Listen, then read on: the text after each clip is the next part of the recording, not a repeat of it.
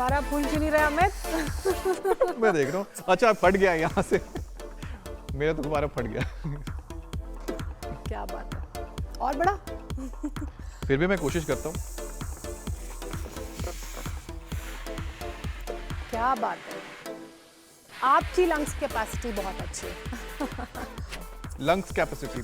वैसे मॉनसून में बारिश की बूंदें और हर तरफ हरियाली किसे अच्छी नहीं लगती है, लेकिन ये मौसम उन लोगों के लिए आफत बन जाती है जिनके फेफड़े कमजोर हैं और जो सांस के मरीज हैं। ऐसे लोग आज का शो जरूर देखें, क्योंकि उन्हीं के लिए ही ये खास शो है।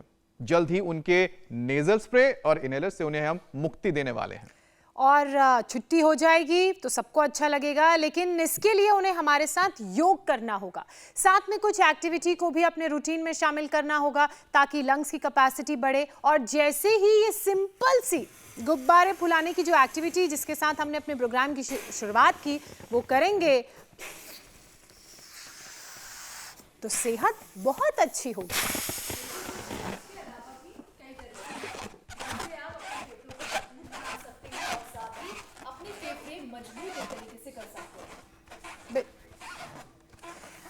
जैसा कि ईशा ने कहा, फेफड़े मजबूत बनेंगे और लंग्स की कैपेसिटी अच्छी होगी, फेफड़ों की क्षमता बेहतर होगी।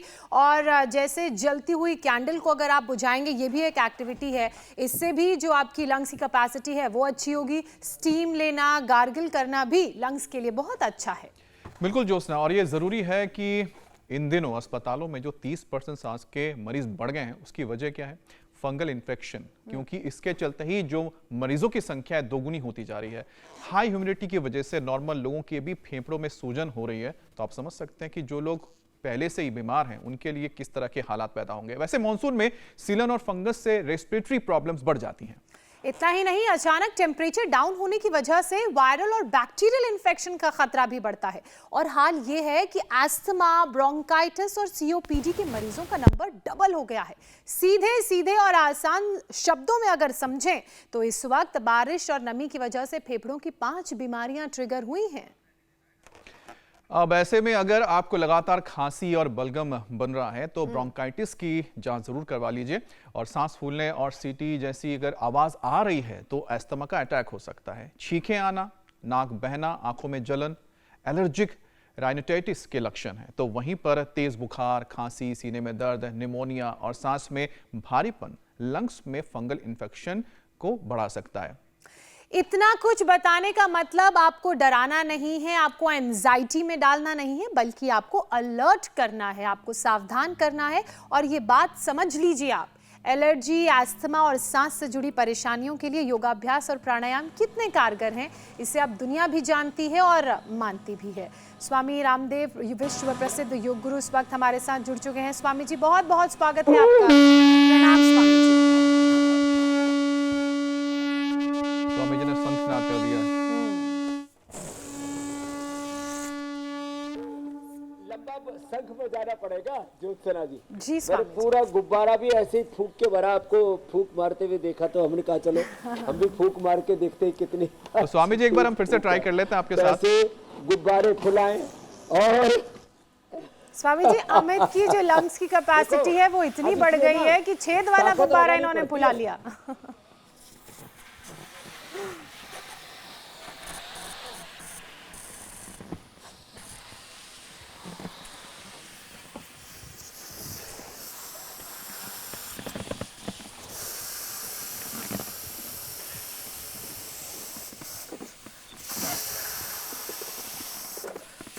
अब इससे ज्यादा भरूंगा तो फट ही जाएगा। स्वामी जी, मेरा तो पहले से ही इसमें छेद है, उसके बावजूद जितनी बार हवा भरता हूँ निकल जाती है। हाँ। ये भी सही है। फिर ये भी अच्छा है। ऐसे शंख बजाना, गुब्बारों का हैप्पी बर्थडे हो गया। और ये देखो 10-20 बार ऐसे ना।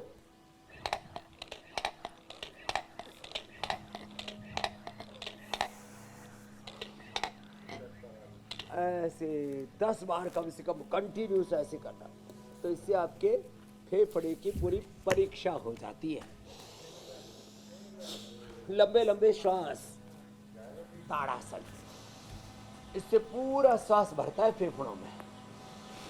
ऐसे फिर ये ऐसे ऐसे, और फेफड़े कमज़ोर है ना, तो ये स्टीम बड़ी अच्छी होती है। स्टीम लेना, और स्टीम में स्वासारी क्वाथ होता है, और इसमें हम डाल देते हैं दिव्य धारा, देसी कपूर, अजवाइन सत, पीपरमेंट, लौंग का तेल और यूकेलिप्टस ऑयल, इसको डाल देते हैं और इसकी स्टीम लेते हैं। फिर ये अब एक साथ जलती हुई 5 से 10 मोमबत्तियों को ऐसे बुझा सके। एक बार फूंक मारी और बुझ गई, तो ये आपकी लंग की कैपेसिटी को दर्शाता है। ताड़ासन, तिर्यक ताड़ासन, देखो ये स्कंध संचालन ऐसे। फिर ये लंग बस्ती, उसकी तैयारी कर रहे हैं हमारे बालक। और नस्य, ये भी बड़ा जबरदस्त है, लंग बस्ती भी, नस्य भी। और हाँ, मैंने कई बार बताया है, हल्दी, अदरक, लहसुन, प्याज, फिर दिव्य धारा ऊपर से और मिला देते हैं, या पतंजलि बाम, इसको फेफड़े पर लगा देते हैं, फिर ऊपर से कपड़ा बांध देते हैं जी। इससे भी फेफड़ों की कैपेसिटी बढ़ती है। कितना गला खराब हो, पतंजलि बाम तो रेडीमेड है, ये हमने सबको उपलब्ध करा रखा है। ये जो अभ्यास बता रहे हैं ना, ये सब लंग की कैपेसिटी बढ़ाने वाले जो अभी हम बता रहे हैं, ये सब ये। और फिर जो कर सके सूर्य नमस्कार करा देते हैं, और फिर जो कर सके उनको चक्रासन करा देते हैं। जो चक्रासन कर लेते हैं ना ऐसे, अब अर्ध चक्रासन तो सभी कर सकते हैं, अर्ध चक्रासन, अर्ध उष्ट्रासन, ये सब फेफड़ों की कैपेसिटी बढ़ाने वाले ये। और चक्रासन पूरा कोई कर सके तो बहुत अच्छी बात है। ऐसे इसमें थोड़ा सा प्रारंभ में तो प्रैक्टिस करनी पड़ेगी, फिर इतना भी नहीं तो इतना तो सभी कर सकते हैं, लंबे लंबे श्वासों के साथ ऐसे। और हमारे यहाँ पीपल, बाढ़, पेड़ पौधे इतने ज़्यादा हैं, ये प्रकृति के ये फेफड़े हैं, ये हमारे लंग को अच्छा बनाते हैं। और लंबे लंबे श्वासों के साथ एक ये, इतना तो हम सबको रोज करने के लिए कहते हैं। और फिर एक खास अभ्यास है, ये भुजंगासन, ये 100 बार करवा देते हैं। सुबह उठ करके स्वासारी क्वाथ पीना, या तो दिव्य पेय पीना, चाय पीना हम छुड़वा देते, दिव्य पेय, पंचकोल, स्वासारी क्वाडा, स्वासारी वटी ब्रोनकोम, स्वासारी अवलेह, स्वासारी प्रवाही। स्वामी जी, हमारे पास इसलिए रखी है कि ये सब पीने से ना जी। फेफड़ों की कैपेसिटी इतनी ज्यादा बढ़ जाती है। स्वामी थोड़े जी, दिन चिकनाई, ठंडी चीजें और खट्टी चीजें, घी बंद कर देते हैं, चना खिलाते हैं, चना, खजूर, अनार, पपीता। जब कभी बहुत ज्यादा कफ कोल्ड हो जाता है, पूरा गला रुंध जाता है, फेफड़े में पूरा कफ भर जाता है ऊपर से नीचे तक, ये वात पित्त कफ त्रिदोष ना पूरे शरीर में फैल जाते हैं। वात पूरे शरीर में फैल जाता है, सर्वांग वात, सर्वांग पित्त, सर्वांग कफ। तो उसके लिए जो जमा हुआ उसको निकाल दे नस्से से, लंग बस्ती से, और आगे ना बने इसके लिए फिर ये योगाभ्यास करें। परहेज भी जरूरी है। अब स्वामी जी, हम विषय तो लें, लेकिन आपने वहाँ मोमबत्तियां जो रखी थी स्वामी जी, कितनी मोमबत्तियां एक साथ रख के फिर बुझानी होती है, और कितनी दूरी रखें जिससे लोग अपने लंग्स की कैपेसिटी को टेस्ट कर सकते हैं? वैसे स्वामी जी, आज मैं बता दूं कि ज्योत्सना भी आज टेस्ट करेंगे अपने इसी कैपेसिटी को। स्वामी जी, आज ज्योत्सना भी मोमबत्तियां पता नहीं कितनी लगाने जा रही है, उसका खुलासा तो हम करेंगे नहीं, लेकिन आज स्वामी जी स्वामी जी, आज ज्योत्सना ये करने जा रही हैं, आज उनका जन्मदिन है स्वामी जी। आज कितनी मोमबत्तियां वो जलाएंगे मैं नहीं बताऊंगा। उम्र में क्या रखा बधाई है? हो सुदिनम जन्मदिनम तो बहुत मंगलम जन पश्चिम सरदह सतम। लेकिन ये बात तो है, देखो ज्योत्सना जी ने अपने तन मन जीवन को बहुत साधा है। उनका शरीर, उनकी इंद्रियां, उनका मन, उनका जीवन सद गया योग से। उनके फेफड़े, वाइटल ऑर्गन्स सारे के सारे, फेफड़े, लीवर, किडनी, लंग, हार्ट, सब, ब्रेन, इंटेस्टाइन, पूरा वाइटल ऑर्गन्स, और फिर उससे इम्यूनिटी अच्छी रहती है, लॉन्गेविटी के लिए, सस्टेनेबिलिटी के लिए, सस्टेनेबल हेल्थ के लिए, इंटीग्रेटेड हेल्थ के लिए। तो ये भुजंगासन ना ऐसे 10-20 बार से शुरू करके हम तो 100 बार तक करवा देते हैं, पहले धीरे धीरे, बाद में तेजी से, और इससे फेफड़े हमारे बहुत मजबूत हो जाते हैं। तो फेफड़ों के लिए चलो सब उल्टे लेटो, हाँ सब करो बच्चों। ये आज छोटे बच्चे भी हैं हमारे पास, वाह, बड़े बच्चे भी हैं, और स्वामी जी ऐसे इसमें लेटने मात्र से ना फेफड़े खुल जाते। कोरोना में तो खूब करते थे लोग ये। स्वामी जी, सबसे पहले तो आपकी बधाई के लिए और दिन बस की इतनी अच्छी शुरुआत के लिए आपका 4 बहुत चीजों पर बहुत एक साथ शुक्रिया। ध्यान देना है। आप ही के सानिध्य में हम सब इंडिया टीवी का पूरा परिवार और जो हमारे तमाम दर्शक हैं रोजाना सुबह योग से अपने दिन की शुरुआत करते हैं, अपने जीवन को बेहतर सेहतमंद बनाते हैं। और आज तो चूंकि फेफड़ों की मजबूती की बात हो रही है, तो आपने योगाभ्यास के साथ साथ आयुर्वेदिक नुस्खे बताने भी शुरू कर दिए हैं। ये चूंकि मौसम बारिश का है, हरियाली का है और सबको बहुत अच्छा लगता है, मन सुहाना, मौसम सुहाना हो जाता है, लेकिन कई लोगों को परेशानियों का भी सामना करना पड़ता है। कई लोग ऐसे भी हैं, खासकर जिन्हें रेस्पिरेटरी एलर्जी है या कोई दूसरी रेस्पिरेटरी प्रॉब्लम है, उन्हें दिक्कत होती है, लंग्स प्रॉब्लम के शिकार हो जाते हैं इस मौसम में। इसलिए आज सांसों पर आने वाले हर संकट से लोगों को मुक्ति दिलानी है। उसके लिए उन्हें बताइए कि उन्हें योगाभ्यास में और क्या क्या करने की जरूरत है। मकरासन, भुजंगासन, शलभासन, धनुरासन, ये फेफड़ों के लिए अप्रतिम है, और ये गोमुखासन, ये पूरा पैकेज प्रारंभ में बता दिया। प्राणायाम तो करने ही सो करने हैं। तो देखो, आपने बात कही कि हम सुबह सुबह योग करते हैं, सबको कराने के लिए प्रेरित करते हैं, योग पंचायत लगाते हैं, योग करो कराओ, योग को जीवन में अपनाओ, योग को जीवो, योगमय जीवन जीना। कोई कहता है हिंदू राष्ट्र बनाओ, कोई कहता है इस्लामिक राष्ट्र बनाओ, कोई कहता है खालिस्तान बनाओ, कोई कहता है एक और पाकिस्तान बनाओ, पता नहीं क्या क्या, बड़ा चाहे अलग अलग लोगों के थॉट प्रोसेस चल रहे हैं। हम कह रहे हैं हम सब स्वभाव से हिंदू हैं, सनातनी हैं, और हिंदुत्व क्या है, सनातन क्या है, आत्मा हम शिवो हम शुद्धो हम बुद्धो हम मुक्तो हम। तो मैं कहता हूँ ठीक है, सब हम सब हिंदू हैं, हमारे पूर्वज हिंदू थे, और आज भी उन्हीं के खून हमारी रगों में दौड़ रहे हैं। तो हम माने या ना माने, अपने पूर्वजों के प्रति जो कृतज्ञता रखते हैं वो तो मानते ही हैं कि हम सबके पूर्वज सनातनी हिंदू थे, हम रामकृष्ण के ऋषि ऋषिकाओं के वंशधर हैं। लेकिन मात्र इतना कहने से बात ना बनेगी। तो हिंदू राष्ट्र से पहले हम रोग मुक्त बने, नशा मुक्त बने, लड़ाई झगड़ा ऊंच नीच भेदभाव से मुक्त बने, जीवन को शुचिता पूर्वक जीना सीखें, ये जरूरी है। तो ये हम रोज इंडिया टीवी पर करते हैं कि सबके जीवन कैसे निरोगी हो, सब कैसे निर्दोष जीवन जिए, और इसकी सबसे बड़ी प्रेरणा है कि सारी बीमारियों से, बुराइयों से, अनीतियों से, कुरीतियों से, सब प्रकार के अज्ञान से, अश्रद्धा से, अकर्मण्यता से, प्रमाद से,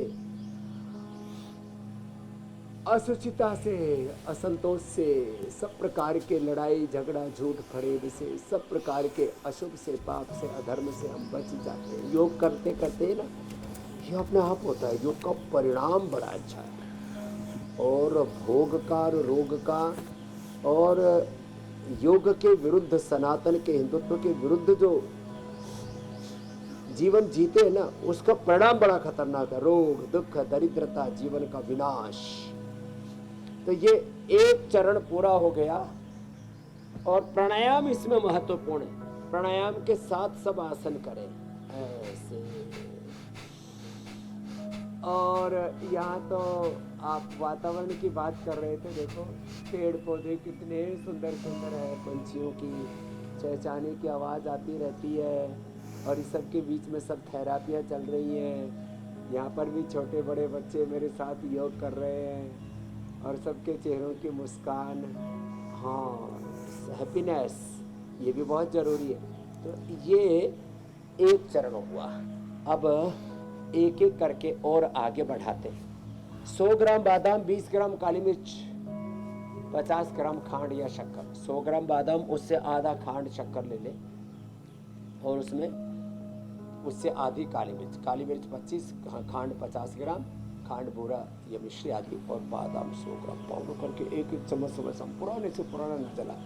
अब इसकी ना ये भी कई बीमारियां हैं, ब्रोंकाइटिस फेफड़ों की सूजन, कफ, गला, फेफड़ा रुंधा हुआ है, अस्थमा, फिर जो है पूरा अंदर फेफड़े लोथड़ी की तरह हो जाते हैं, लंग फाइब्रोसिस, फिर अंदर गांठें बन जाती हैं, फिर वो टीबी हो जाती है, फिर फेफड़ों में कैंसर हो जाता है, इन्फ्लेमेशन और ज़्यादा बढ़ गया तो, और फिर ये कफ बढ़ने से शरीर में, पूरे शरीर में गांठें हो जाती है। कफ बढ़ने से पूरे शरीर का वेट भी बढ़ता है, कफ बढ़ने से प्रमाद भी बढ़ता है। ये जो लेजीनेस है, डेजीनेस है, इसका भी कारण जो है ना जी। ये कफ है।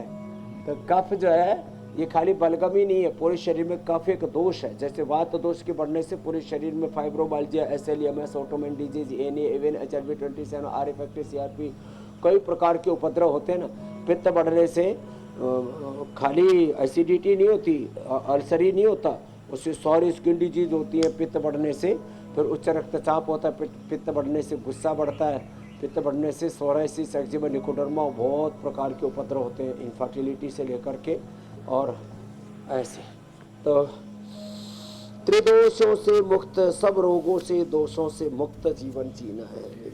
अब स्वामी जी, आपने इतने सुंदर हम तक में दृश्य पहुंचाए हैं, और प्रकृति के बीच में जब रोजाना आप जब योग करते हैं तो लोगों का मन तो मुझे लगता है कि बस काश हम भी आपके बीच होते हैं, लेकिन ऐसा मुमकिन नहीं है। लेकिन इन दिनों भी जो बरसात का मौसम है स्वामी जी, बहुत अच्छा लगता है, बूंदाबांदी होती है, हरियाली हर तरफ दिखती है, लेकिन कहीं ना कहीं इस मौसम के चलते भी 30% अस्पतालों में सांस के मरीज बढ़ जाते हैं। फंगल इन्फेक्शन के मरीजों की संख्या तो दोगुनी हुई है स्वामी जी, और हाई ह्यूमिडिटी की वजह से नॉर्मल लोगों के जो फेफड़े हैं उसमें भी सूजन आ रही है। तो एक स्वामी जी, प्राणायाम का सेशन तो हम आखिर में करते हैं, लेकिन फेफड़ों को लेकर और इसकी जो सूजन को घटाने और उन्हें मजबूत बनाने के लिए स्वामी जी क्या उपाय हैं, यौगिक उपाय, आयुर्वेदिक उपाय? देखो, मैं सामने झुका तो मैंने देखा इधर जामुन रखी है। मैं जिनको कफ, कोल्ड, श्वास, दमा, समय, जामुन कतई मत खाना रे, गला रुंध जाता है एकदम इससे। अच्छा। हाँ कुछ लोग जामुन खा लेते, पता लगा गला का भट्टा बैठ गया। तो ये जामुन कतई मत खाना, ये जामुन। हाँ, कुछ सोचे कि स्वामी जी ने रखा ये बताने के लिए रखा, ये घी भी इसलिए रखा हुआ, ये भी मत खाना कफ होने पर। तो क्या करना, च्यवनप्राश खाना, बालप्राश खाना, स्वासारी, एक बात आदि, और ये लेना, चना खाना, खजूर खाना। और हाँ, ये एलोवेरा, ये अमरूद, एलोवेरा, अमरूद, और ये अदरक रखी है, हल्दी रखी है। तो एलोवेरा, अमरूद, हल्दी, अदरक, थोड़ा तुलसी, ये डाल करके गरारा कर ले तो गला खुल जाता है। और ये जो अमरूद रखा है ना, ये जो अमरूद है, ये अमरूद को क्या करना है, अमरूद जो है इसको उबाल लेना है, स्टीम करके अमरूद लेना। कच्चा अमरूद खाओगे कफ करेगा, और वो स्टीम किया हुआ अमरूद खाओगे कफ कम होगा। स्वामी जी, भून के भी खा सकते हैं क्या अमरूद? कच्चा अनानास खाओगे कफ बढ़ जाएगा, अनानास को स्टीम करके जूस पियो कफ कम हो जाएगा। छोटी छोटी बातें हैं ये। अकेला दूध पियो कफ बढ़ाएगा, हल्दी के साथ, शिलाजीत के साथ पियो तो औषधि का काम करेगा। और सोयाबीन का दूध पीना, कफ नहीं बढ़ेगा। एक हमारी साध्वी जी है, उनको कफ बहुत बनता था पहले, अब तो ठीक हो गया, देवप्रिया जी। तो उनको सोयाबीन वाला दूध पिलाया, उसी का पनीर खिलाया। अब वैसे पनीर, दूध, दही ये कब बढ़ा देते हैं, तो सोयाबीन का दूध, दही, पनीर आदि खाना चाहिए, जिनको कमजोरी भी नहीं आएगी। तो ये बताया। तो चलो, ये तो खान पान के बारे में थोड़ा बता दिया। चने की रोटी, किसकी रोटी? चने की रोटी से पेट में बढ़िया साफ हो जाता है, कब्ज होने से भी कफ बढ़ता है। चने की रोटी, हाँ, बड़ा अच्छा रहता। भुने हुए चने है ना, इसी को पीस लो छिलके सहित। बेसन जो है ना, फिर वो उतना डाइजेस्टिव नहीं होता। चना भुना हुआ चना पूरा ही ले लो छिलके सहित, और फिर भून के इसकी रोटी बना के खाओ। हाँ, तो एकदम से कफ दूर हो जाता है। और इसकी रोटी पर च्यवनप्राश या बालप्राश लगा के खाना या हनी लगा करके खाना, सब्जी की जरूरत ही नहीं। लो इतना अच्छा उपाय बता दिया है। और दिन भर मुलेठी का या सौसरी का पानी पीना। ये मुलेठी का क्वाथ, ये सौसरी क्वाथ इसीलिए रखा हुआ हमने जो है, इसी का काढ़ा पीना दिन भर। सिंपल पानी से भी कफ बढ़ता है, जब कफ हो जाता है ना जी, गला खराब हो जाता है, रुंध जाता है, तो ये गोमुखासन बड़ा अच्छा है, फेफड़े के लिए भी, हार्ट के लिए भी, स्ट्रक्चरल बैलेंस के लिए भी। गोमुखासन, उष्ट्रासन जितना कर पाए, भुजंगासन, ताड़ासन, ये फेफड़ों के लिए अच्छे आसन माने जाते हैं। तेज चलना, अब जैसे सुबह सुबह उठते तो नाक बंद मिलती है, तो दौड़ने से नाक खुल जाती है। अणु तेल, ज्योतिषमती या सरसों के तेल का नशे करने से एकदम नाक खुल जाती है। हम सुबह सुबह उठते ही, ये जलनेति सूत्रनेति बच्चे कर रहे हैं, जलनेति से सूत्रनेति से। ये जलनेति का पोट भी हमने बना रखा है, ये पतंजलि चिकित्सालय मेगा स्टोर पर सब जगह मिलता है, जलनेति का पोट भी। और जलनेति लोटे से भी करो बेटा, ये दोनों ही अपने उपलब्ध करा दिए। इजी करना हो एक तरफ, अब मुंह से सांस लेना, नाक से नहीं लेना, बस इतना ध्यान रखना। तो ये जलनेति का पोट भी है, जलनेति का लोटा भी है। अब ये घर घर हमने लोगों को बता दिया है, लोगों को सिखा दिया है। स्वामी जी, हाँ देखो, मुलेठी, काली मिर्च, मुश्री मुंह में डाल लेना, गले में खराश नहीं रहेगी। मुलेठी, काली मिर्च, मिश्री, लवंगा आदिवटी, खदरा आदिवटी, और अब तो उसका बहुत ही अच्छा विकल्प दे दिया हमने, कंठामृत और ये ब्रोनकोम। एक ब्रोनकोम, एक कंठामृत मुंह में डाल लो। ये तो सारे एंकर के पास में होना चाहिए, नहीं तो मैं देखता हूँ कभी कभी समाचार पढ़ते पढ़ते ही गला खर खर करना लगता है, पता लगा ब्रेकिंग के बीच में दूसरी ब्रेकिंग बन रही है, एंकर को खांसी चल रही है। स्वामी जी, ये बहुत जरूरी बात आपने बताई। सबको रखना चाहिए। तो क्या इस्तेमाल में लाना चाहिए और किन चीज़ों से परहेज करना चाहिए, इसका पता होना भी बहुत ज़रूरी है। कौन सी ऐसी चीज़ें हैं जिनका सेवन नहीं करना चाहिए, अगर ये भी पता होगा तो भी फेफड़ों की सेहत और गला अच्छा रहेगा। स्वामी जी, ये मौसम तो बहुत अच्छा है, लेकिन बहुत सारी वार्निंग्स के साथ आता है, खासकर अस्थमा पेशेंट्स के लिए। उन्हें तो क्योंकि इस मौसम में बहुत अलर्ट रहने की ज़रूरत है। डैम्प मौसम है और इस डैम्प मौसम में सांस की समस्या उन्हें होती है, इन्हेलर के सहारे सांस लेना पड़ता है। स्वामी जी, प्राणायाम तो हम कार्यक्रम के आगे पड़ाव में करेंगे ही, क्योंकि इसके महत्व के बारे में आप बताते ही हैं, खासकर फेफड़ों के लिए कितना अच्छा है। लेकिन एस्थमेटिक लोग अपने लंग्स को किन उपायों के जरिए मजबूत कर सकते हैं, और कौन कौन से योगाभ्यास उन्हें कितनी नंबर्स में करने चाहिए कि उनके फेफड़े मजबूत रहें? तो एक तो पवन मुक्तासन, मैंने कहा पाचन तंत्र, श्वसन तंत्र के स्वास्थ्य के लिए ठीक होना जरूरी है, इसलिए मैंने पवन मुक्तासन, ये तो रोज की दिनचर्या भी शुरू कर रखा है। मंडूकासन पहले किया, पवन मुक्तासन, उत्तान पादासन, और ये जो एक एक आसन 1-2 मिनट से लेकर 5 मिनट करना होता है। और ये शीत बंधासन, ये बहुत जरूरी है। फिर रिलैक्स होने के लिए ये वर्क करना, इतना तो सब कर लें। 1, 2 और 3। देखो, एक बात मैं बहुत प्रामाणिकता से कहना चाहता हूँ, जिनको लंग की रेस्पिरेटरी प्रॉब्लम, फेफड़ों की दिक्कतें हैं, उन लोगों को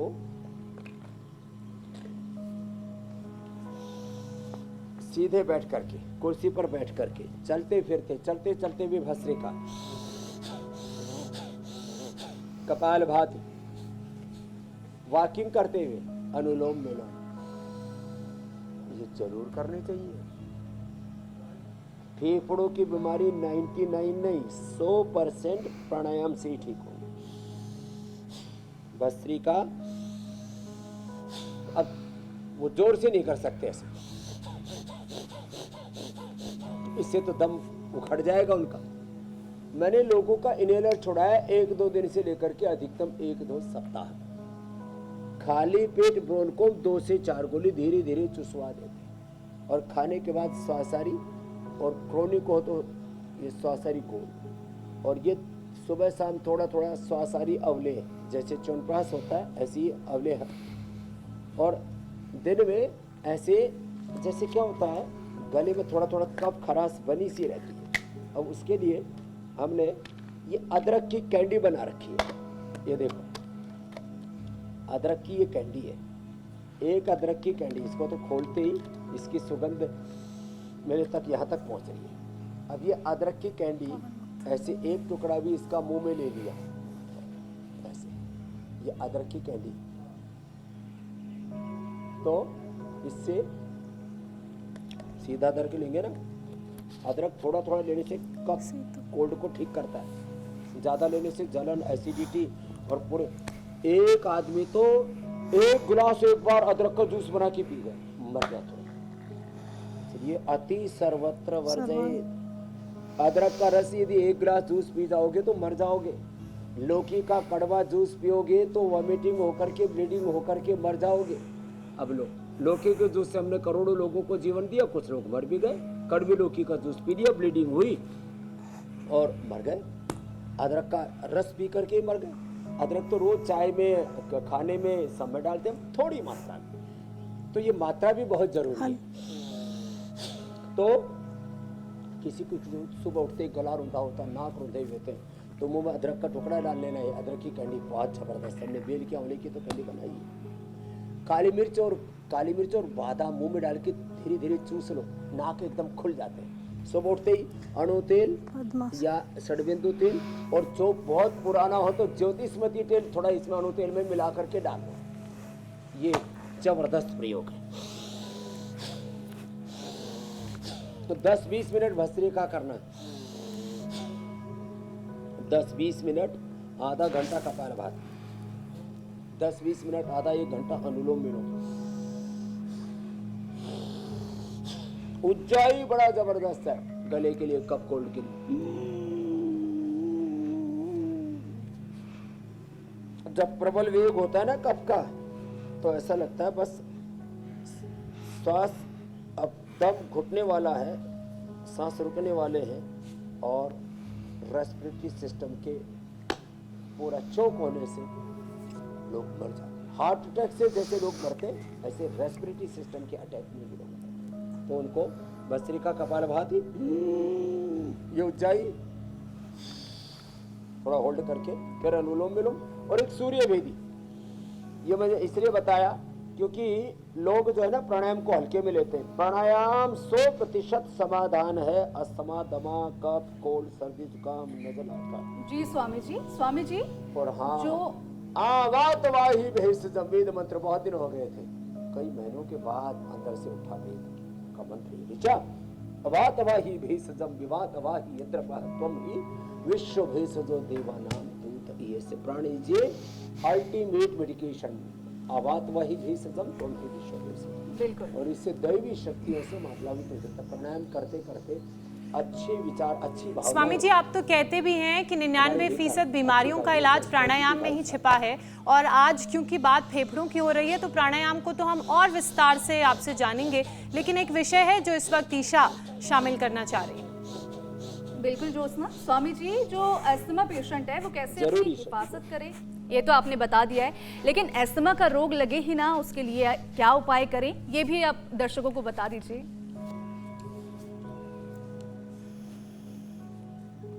तो जेनेटिकली किसी किसी के फेफड़े वीक होते हैं।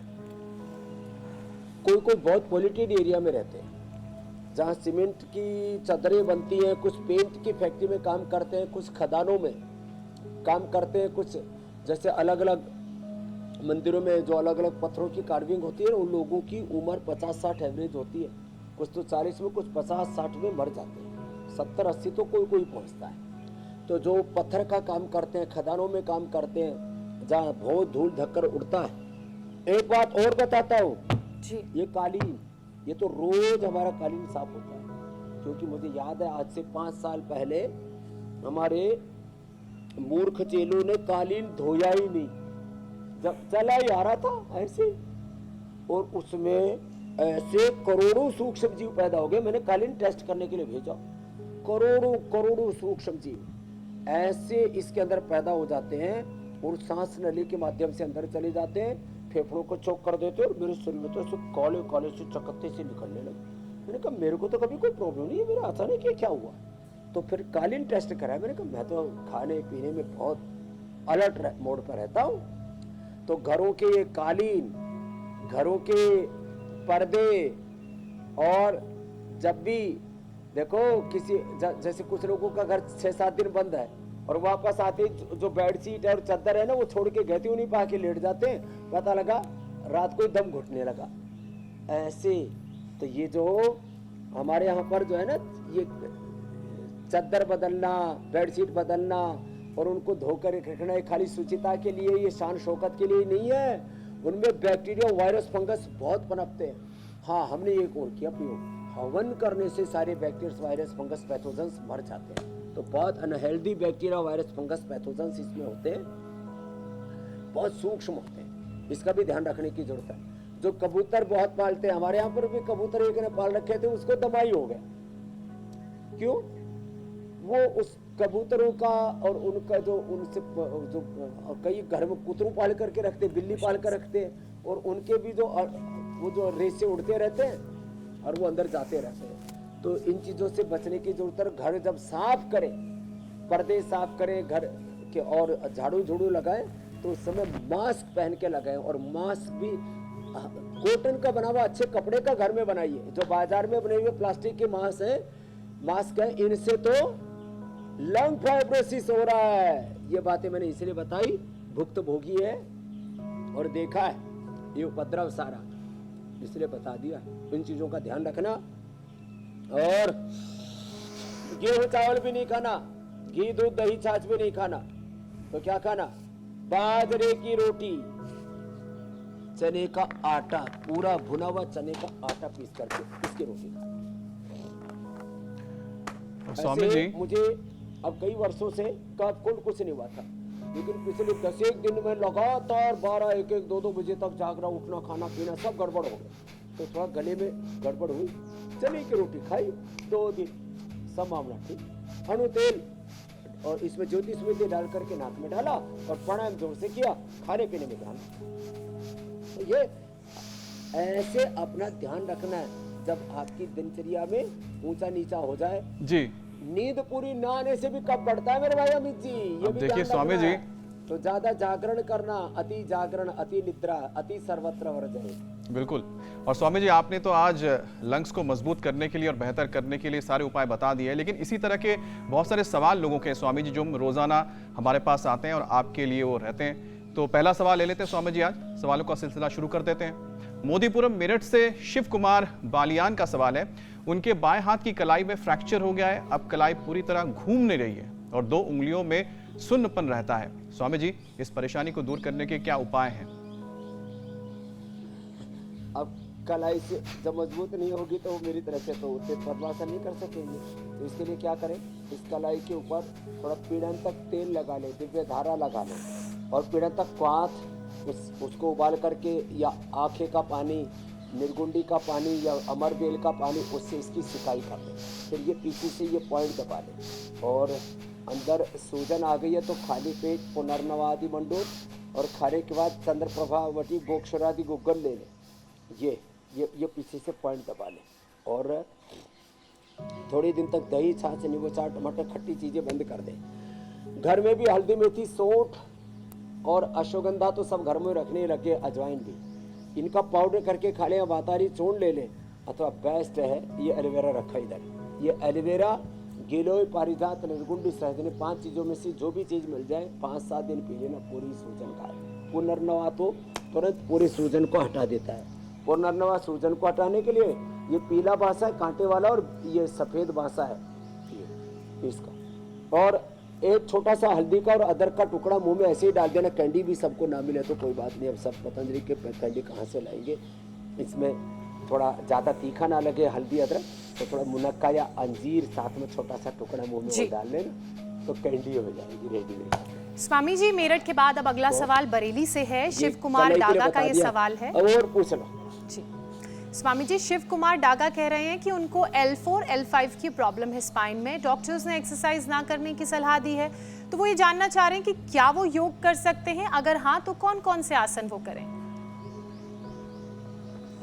ना वो डॉक्टर ना, उनको पता नहीं होगा दरअसल।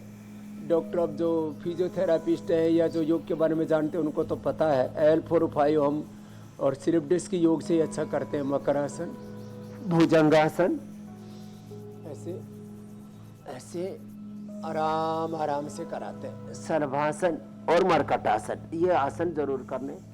खाली पेट पिरानिल गोल्ड खाने के बाद त्रयोदशांग गुग्गल और अश्वशिला ले लेंगे, कितना ही भयंकर कमर में दर्द है अच्छा हो जाता है।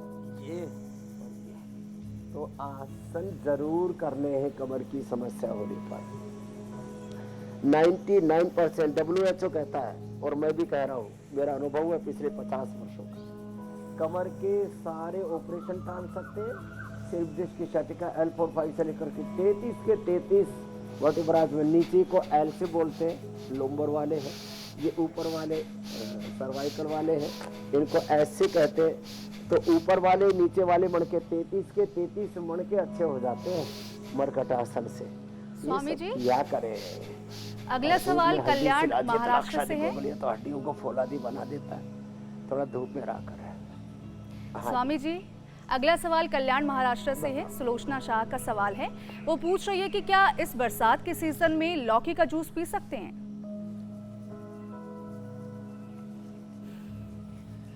यदि कफ कोल्ड की, हाँ ये तो बच ही गया था, मैंने घी तो मना कर दिया था, ठंडी खट्टी चीजें भी मना कर दी थी। लौकी का जूस कफ कोल्ड वालों को तो उनको लौकी का सूप या लौकी की सब्जी ले दी, ये बात बस ध्यान रखना। तो बरसात के मौसम में नहीं तो लौकी से ना किसी को कफ कोल्ड हो जाता है। जिनकी पित्त की प्रकृति है उनको कोई दिक्कत नहीं है, जिनको वात और कफ की प्रॉब्लम है उनको लौकी का सूप और सब्जी ही लेनी चाहिए। अपना प्रश्न ले लीजिए। जी स्वामी जी, अगला सवाल है मिजोरम से और डॉक्टर पुलकचंद देवनाथ का सवाल है। उनकी बेटी की उम्र 14 साल है, क्लास 9th में पढ़ती है। अब सिजोफ्रेनिया और OCD की दिक्कत है सर, बच्ची पढ़ भी नहीं पाती है, तो स्वामी जी इनके लिए क्या उपाय आप बताएंगे? सिजोफ्रेनिया OCD 100% डॉक्टर साहब ठीक हो जाएगी।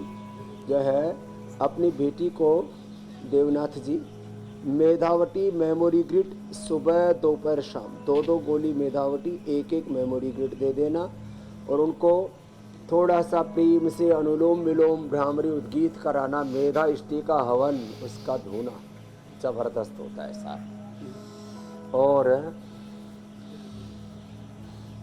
ठीक हो जाती है प्रॉब्लम। तो जी ये ऐसे और ऐसे। स्वामी जी, दर्शकों के सवालों के बाद प्राणायाम करवाएं, शीर्षासन सर्वांगासन कर सके तो और अच्छी बात है। जी, दर्शकों के सवालों के बाद अब बारी है योग पंचायत की।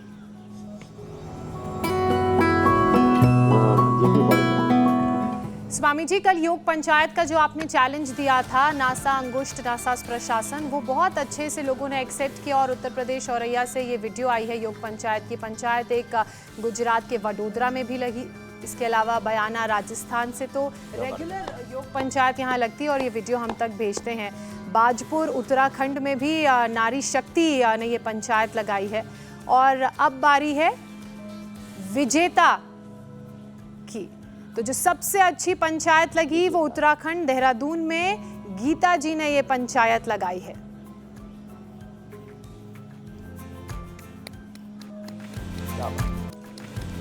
तो अभिनंदन है बहुत बहुत गीता जी का और देहरादून के योगियों का और कल की पंचायत का बहुत अच्छे से किया सबने, अभिनंदन।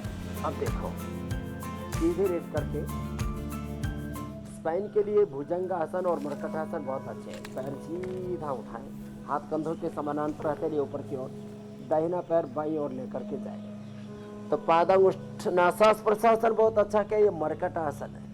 ऐसे घुटने पंजे सीधे दोनों पैरों के, ऐसे जिधर पैर उससे अपोजिट साइड में करता है। बाएं पैर में पैर बाएं तरफ पैर को लेके गया तो दाएं तरफ देखो मेरी गर्दन। अब ऐसे बाएं पैर उठाऊंगा 5-5 सेकंड ऐसे कम से कम एक तरफ से रोके ऐसे और दूसरी तरफ गर्दन रख के घुटने सीधे पंजे तने।